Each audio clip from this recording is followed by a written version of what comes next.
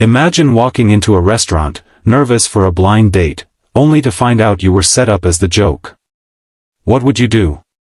Walk away in shame? Or stay, pretending it doesn't hurt? Now picture this, the one person at that table who was never supposed to care, ends up standing, silencing the entire room with words no one could have predicted. Marry me. That's where our story begins, and trust me, you'll want to stay until the very end. If you love stories of unexpected love, second chances, and courage in the face of cruelty, then stick with me. And don't forget, if this story touches your heart, hit like and subscribe so we can share more stories that remind us of the power of kindness and fate. Sophia had never been the girl people noticed first. She wasn't glamorous, didn't have expensive clothes, and her life was far from picture perfect. A schoolteacher with a modest salary, she poured most of her heart and money into caring for her sick mother.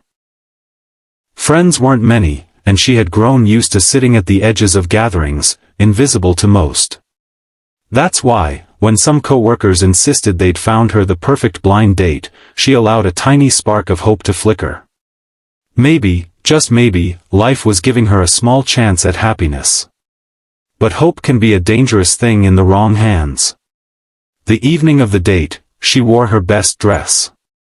It wasn't new, just a soft, pale blue one she had carefully ironed and paired with simple earrings.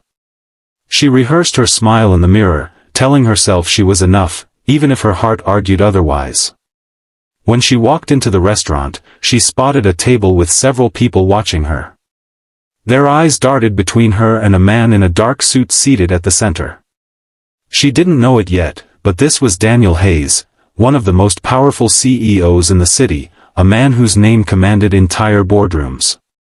Sophia stepped closer, nervous but hopeful. Yet instead of warmth, laughter broke out around the table. Whispers, sharp, mocking, buzzed in her ears. That's her? You've got to be kidding. She really showed up. She actually thought he'd be interested. Her heart sank as the truth hit her.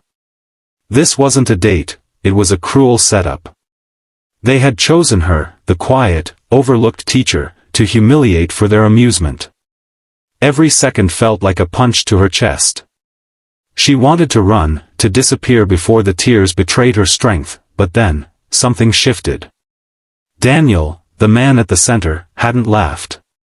His piercing eyes locked on Sophia, not with mockery, but with something unreadable. He saw the way her hands trembled as she held her purse tighter, the way her cheeks burned with humiliation. And for the first time in a long time, his own heart stirred with a strange protectiveness. Because Daniel wasn't just a CEO. He was also a single father. Life had dealt him his own share of wounds, his wife had passed away years ago, leaving him to raise his little girl, Emily, alone. He knew what it felt like to be judged, to be underestimated, to walk into a room and feel the weight of others' eyes. So when the laughter grew louder, he stood. The clinking of his chair silenced a few, but what he did next froze everyone in the restaurant. He walked up to Sophia, gently took her hand, and without breaking eye contact, he said firmly, "Marry me." Gasps echoed through the room. The mockers' faces turned pale, their smirks vanishing. Sophia's breath caught, surely this was another joke? But Daniel's grip was steady, his eyes unwavering. Sophia stammered, I don't understand." Daniel leaned closer, his voice soft enough for only her. "Don't let them win. You deserve to be seen, Sophia. And tonight, I'll make sure they see you." The restaurant went silent, all the cruelty evaporating under the weight of his words. For Sophia, time seemed to stop. She wasn't sure what was happening, why a man like him, who could have anyone, would choose to stand beside her. But in that moment, she felt something she hadn't felt in years, dignity. Worth.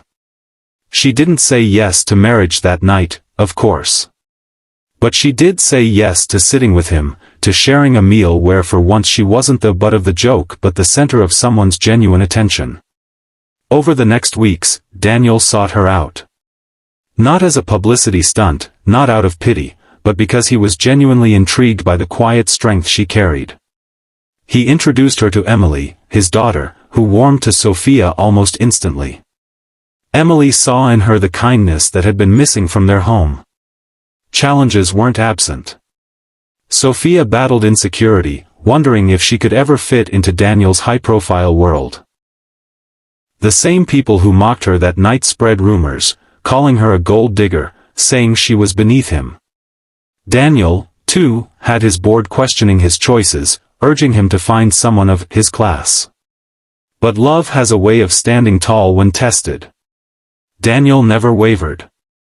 He reminded Sophia daily of her worth, telling her she was more than the cruel labels the world had given her. And slowly, she began to believe it too. The shy teacher who once walked with her head low began to bloom, not because she had wealth or status, but because someone finally saw her heart, and cherished it. Months later, in a quiet garden with Emily holding a bouquet of daisies, Daniel knelt again, this time not to silence mockery, but because he meant it with every beat of his heart. "Sophia," he said, "you were never a joke. You were the answer I didn't know I was searching for. Will you marry me?"